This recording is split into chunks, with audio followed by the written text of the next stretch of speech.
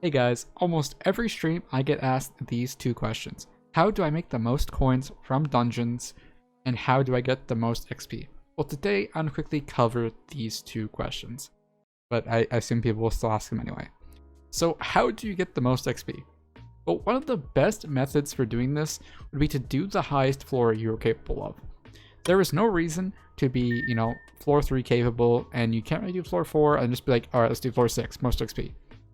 Because odds are, let's say you're some new Catacomb level 5 player and you decide you want to tackle floor 6. Well, I wish you luck, but odds are you will never, ever find a party to run with you, unless you are physically paying for a carry. Besides that, there is no chance. But the XP gain from floor 3 to floor 4 is significantly better if you run floor 6. So how do you combat that? Well, the best method for you to get XP is run the highest floor you are capable of running is pretty much the strategy to go for. So let's say you're like level 15, you can probably run floor 4, no issue, right? No issue at all. And you run floor 4, you're all happy, you get over level 20, and then you finally decide, hey, I think I can take on floor 5 now.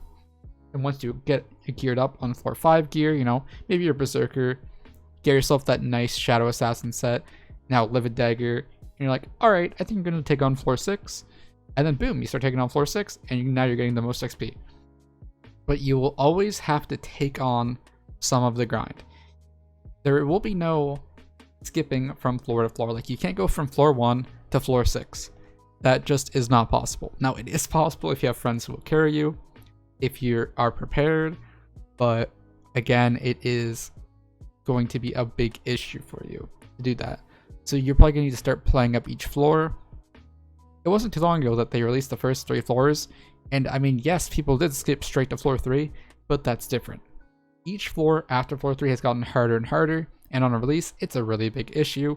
So once you release floor 7, people who are doing, floor 4, floor 5, probably will not be able to immediately hop into floor 7, but the people who have been grinding floor 6 for a while will probably be able to take it on with, hopefully, not too much of an issue.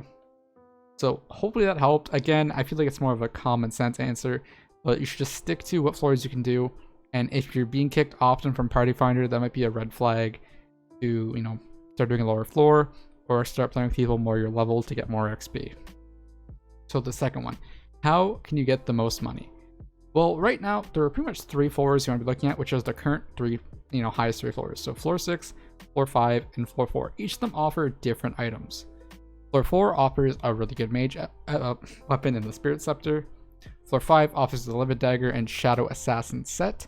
And floor 6 offers the Necromancer set and the and Flower of Truth for weapons. So each of them are worth quite a bit on their own. Out of which floors of these 3 you should run, probably floor 5 would be a pretty good one. Since from my experience, out of my runs at least, I have received much better loot from running floor 5 than floor 6. I only have 200 floor 5 runs, but I managed to get 2 or 3 Shadow Assassin chestplates and multiple Livid Daggers, which is pretty cool. Compared to floor 6, I haven't seen a single Giant Sword, I haven't seen a single chestplate, I've seen 3 Summoning Rings, but by the time I saw them, they're already worth no coins. So again, it seems like there was a drastic drop-off in loot drop rate, from floor 5 to floor 6. So that is a big shame. So right now, as it stands, floor 5 is definitely a viable option if you want to get a good amount of XP and a good amount of money. Again, if you're on the bigger side, floor 4 would also be very good for picking up coins, considering, you can pick up some Spirit Wings, which are worth like 7 mil, give or take. So those are great if you want to pick up a few of those, because Spirit Scepter is still one of the better dungeon items you can get your hands on. But again, now there's Midas Staff and other options. You might think, hey, I want to go for something else. So all in all, if you're trying to get the most XP / most coins, trying to get that greedy little double dip, I would definitely go with F6. And once F7 comes, I would, definitely go for that. Because right now, I'm seeing a lot of people starting to run the previous floors, because this is something that happens, which is something to keep in mind. Every time a new dungeon floor is released, what happens is less people start running the old floors. And what does that mean? With less people populating the old floors, that means the loot becomes less common on the AH and the Bazaar, which means the value goes up. And what do? People go farm, get it, sell it, and make more profit.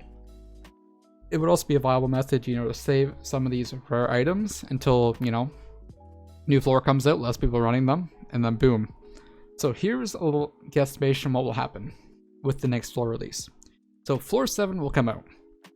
People will realize, oh, this is really hard. I need a really tanky set. I need Necromancer armor to grind this floor. So what happens? People buy up all the Necromancy armor. And then, surprise, surprise, there is not an AH. And its price will go up. Because it might not be the legs, the boots, or the helmet, but the chest, which is one of the best in slot pieces, will start going for more and more and more. It'll probably could potentially go up to 50 mil. Now there could be a better set on, floor 7, mind you. But just to efficiently farm the floor, you're going to want to be as tanky as you can to survive. Because if you're not surviving your dungeon run, you are not contributing enough. Besides that, I can't really imagine too many items go up in value. Since, a lot of items will go up in price, mind you. The lower floor ones. Spirit Scepter, as it's more of the middle tier run, place to get it. So I think it'll always have a price, but floor 5 just kind of weird, in a weird place. Shadow Assassin is a great armor set, but I don't see its price going too high up, since there are proper alternatives to it. Since comparing this to, when you look at a full Shadow Assassin set, it's not worth it. It's not worth it. It's just a little, if you made it this far in the video, a quick little tip to end it off. The full Shadow Assassin set, give or take, depending on how many mobs you kill maybe 100 mobs per run as yourself. That's 100 strength. All in all, that's less than 3% of your total strength value. So if you want to pay 30-40 mil for 100 strength per run in your dungeon run, sure, but at the end of the day you don't need to, and there will be a better set one day.